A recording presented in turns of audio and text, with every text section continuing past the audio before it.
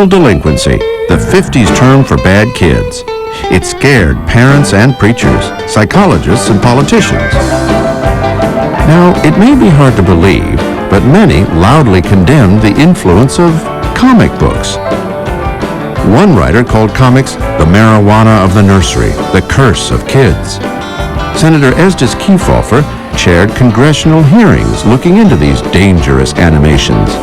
But through crafty maneuvering, one comic book, Mad, avoided this version of censorship and even thrived because of it.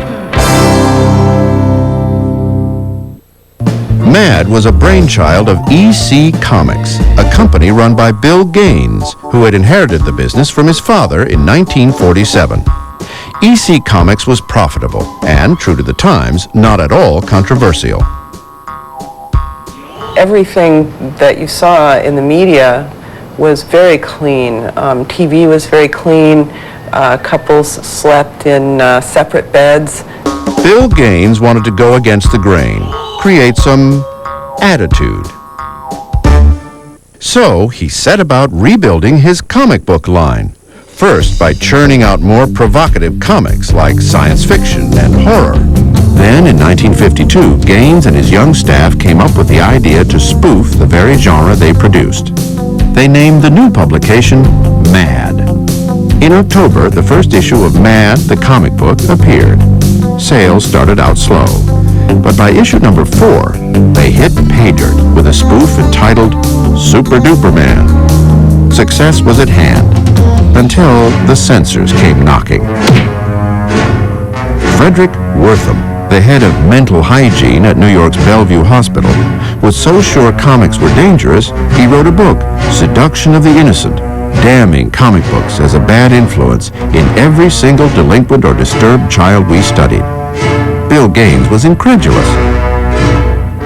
He had made a famous speech and said, "Do we think that the youth of America," and of course, is so stupid that they just see somebody using an axe on someone else. Now they're going to run out, get an axe, and then do that.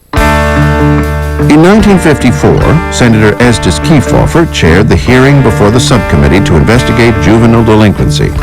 It was comic melodrama.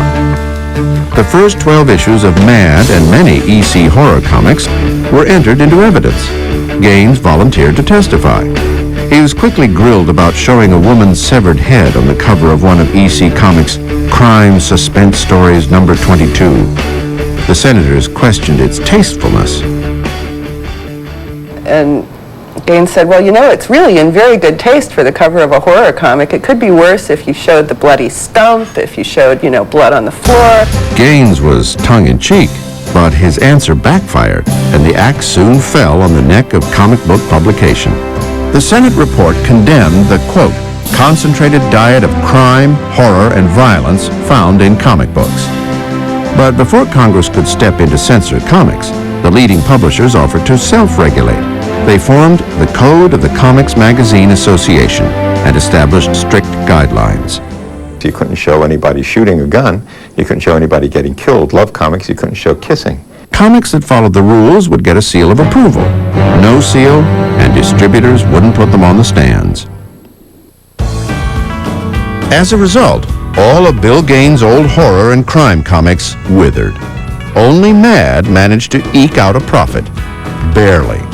So, Gaines made a revolutionary and risky decision. Comic books were being censored, but magazines weren't. The July 1955 issue of Mad hit the newsstands with a different look.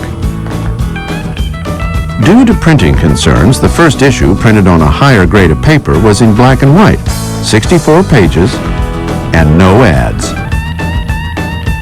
And this first magazine featured an adopted son that resonated with American youth, a wiseacre, gap-toothed boy who would be named Alfred E. Neuman. I think that Alfred E. Neuman gave Mad an identity. He was a great cover boy because he was always stupider than you were, and he's sort of every person's little brother. Gaines and Alfred said, "What, me worry?" and touched a rebellious nerve in the youth of Father Knows Best America. 45 years later, Alfred E. Newman is still grinning each month from the pages of Mad magazine. Each election year, the magazine sponsored Alfred E. in a run for the presidency, but that has stopped. We stopped running Alfred in the last few elections because when we got to see who the candidates were, we thought he now has a chance of winning. The joke is over, you know. 11 of the first 12 issues of Mad Comics used as evidence in the 1954 congressional hearings on juvenile delinquency are held in the National Archives in Washington, D.C.